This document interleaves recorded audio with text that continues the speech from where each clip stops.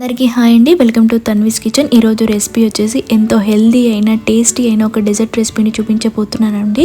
ఈ డెజర్ట్ మనం క్యారెట్తో చేయబోతున్నామండి. ఈ డెజర్ట్లో క్యారెట్ వేసామంటే ఎవ్వరూ నమ్మరండి. సో అంత టేస్టీగా అంత ఎమ్మిగా ఉంటుందండి. ఇక టేస్ట్ విషయానికి వస్తే నోట్లో వేసుకోగానే ఈజీగా మెల్ట్ అయిపోతుందండి, అంత రుచిగా ఉంటుందండి. అంతేకాదండి, ఈ డెజర్ట్ని చేయడం పెద్ద కష్టమేం కాదండి. చాలా తక్కువ ఇంగ్రీడియంట్స్తో ఈజీగా టేస్టీగా ఈ డెజర్ట్ని చేసేయచ్చండి. సో ఇక లేట్ చేయకుండా ఈ హెల్దీ అయిన డెజర్ట్ని ఎలా చేసుకోవాలో చూసేద్దామా. ముందుగా స్టవ్ వెలిగించి స్టవ్ మీద ఒక గిన్నె పెట్టుకొని అందులో 2 టీ స్పూన్ల నెయ్యిని వేసి నెయ్యి హీట్ అవ్వగానే ఇందులో చిన్న ముక్కలుగా కట్ చేసుకున్న కాజు, బాదాం, పిస్తాని ఒక 1/2 కప్పు వరకు వేసుకోవాలండి. ఇలా పప్పులన్నిటిని వేసుకున్న తర్వాత నెయ్యిలో బాగా కలిసిపోయేటట్టు అంతా ఒకసారి కలుపుకొని లో ఫ్లేమ్లోనే ఈ పప్పులన్నిటిని బ్రౌన్ కలర్ వచ్చేంత వరకు ఫ్రై చేసుకోవాలండి. మనం వేసుకున్న డ్రై ఫ్రూట్స్ అన్నీ ఎక్కడా మాడకుండా మంచి రంగు వచ్చేంత వరకు వేగాయి కదండి. సో ఈ మాత్రం రంగు వస్తే సరిపోతుందండి.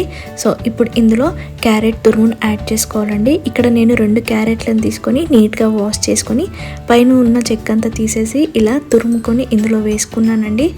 ఈ డెజర్ట్లో క్యారెట్ని ఇలా తురుముకొని వేసుకున్నా పర్లేదండి, లేదంటే చిన్న చిన్న ముక్కలుగా కట్ చేసుకొని వేసుకున్నా పర్లేదండి. సో ఇప్పుడు క్యారెట్ తురుము వేసాం కదా, ఈ క్యారెట్ తురుము నెయ్యిలో బాగా కలిసిపెట్టేట్టు అంతా ఒకసారి కలుపుకొని లో ఫ్లేమ్లోనే ఒక 3 మినిట్స్ వరకు ఈ క్యారెట్ తురుముని ఫ్రై అవ్వనివ్వాలండి. అంటే క్యారెట్లో పచ్చి వాసన ఏమీ లేకుండా మంచిగా ఫ్రై అవ్వనివ్వాలండి.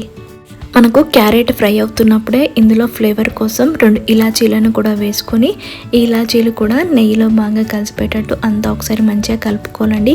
ఇలా ఇలాచీలను క్యారెట్ వేగుతున్నప్పుడే వేయటం వల్ల మనకు ఆ ఫ్లేవర్ అనేది ఎక్కువగా తెలిసిపోతుందండి. అంటే నెయ్యిలో ఇలాచీ వేగటం వల్ల ఆ ఫ్లేవర్ ఎక్కువగా తెలుస్తుందండి. ఇప్పుడు ఇలా మంచిగా కలుపుకొని ఇంకాస్త ఈ క్యారెట్ తురుమును వేగనిద్దామండి. చూడండి, మనకు క్యారెట్ తురుము అనేది చక్కగా వేగిపోయింది. అంటే ఇక్కడ క్యారెట్ తురుము డ్రైగా అనిపిస్తుంది కదండి, సో అలా వేగితే సరిపోతుందండి. ఇప్పుడు ఇందులో క్యారెట్ తురుము అంతా మునిగిపోయేటట్టు పాలను యాడ్ చేసుకోవాలండి. నేను తీసుకున్న క్యారెట్ క్వాంటిటీకి నాకు 2 కప్పుల పాలు సరిపోయాయండి. సో పాలను యాడ్ చేసుకున్న తర్వాత అంతా ఒకసారి మంచిగా కలుపుకుందామండి. ఇలా మొత్తం కలుపుకున్న తర్వాత మూత పెట్టేసి ఈ పాలు అన్నీ దగ్గర పడేంత వరకు ఈ క్యారెట్ని ఉడకనిద్దామండి. ఇప్పుడు మూత పెట్టేసి ఈ క్యారెట్ తురుమును ఉడకనిద్దామండి. మనం ముందుగానే క్యారెట్ తురుమును ఫ్రై చేసాం కాబట్టి మనకు క్యారెట్ తురుము అనేది త్వరగానే ఉడికిపోతుందండి, ఎక్కువ టైం ఏం పట్టదు. ఒక 2 మినిట్స్ తర్వాత మూత తీసి చూద్దామండి. చూడండి, పాలు అన్నీ దగ్గరికి అయ్యి క్యారెట్ తురుము కూడా మంచిగా ఉడికిపోయింది కదా. సో ఇప్పుడు స్టవ్ ఆఫ్ చేసుకుందామండి.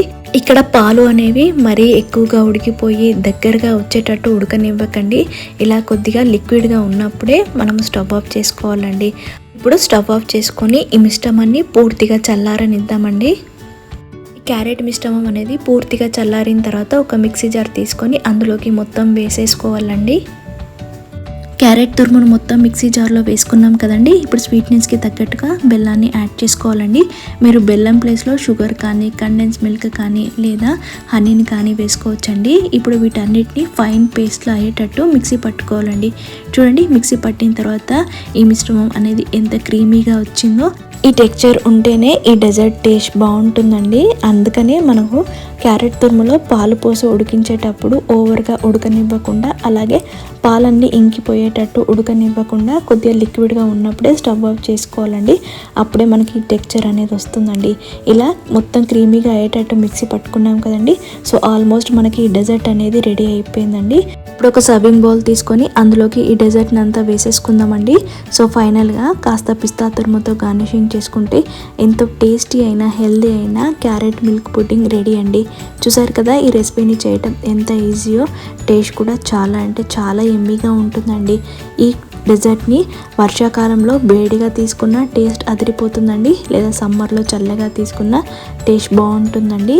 అంతేకాదండి, సో ఈ డెజర్ట్ని వారంలో ఒక్కసారి తీసుకున్న మన ఐస్కి చాలా అంటే చాలా మంచిదండి. సో చూసారు కదా, ఈ హెల్దీ అయిన డెజర్ట్ని ఎలా చేసుకోవాలో. సో డెఫినెట్గా మీరు కూడా ట్రై చేయండి. మీకు ఎలా వచ్చిందో కమెంట్ కూడా చేయండి. ఈ వీడియో మీకు నచ్చినట్లయినా లేదా మరిన్ని వీడియోస్ కోసమైనా please subscribe to my channel. Like చేయండి, షేర్ చేయండి.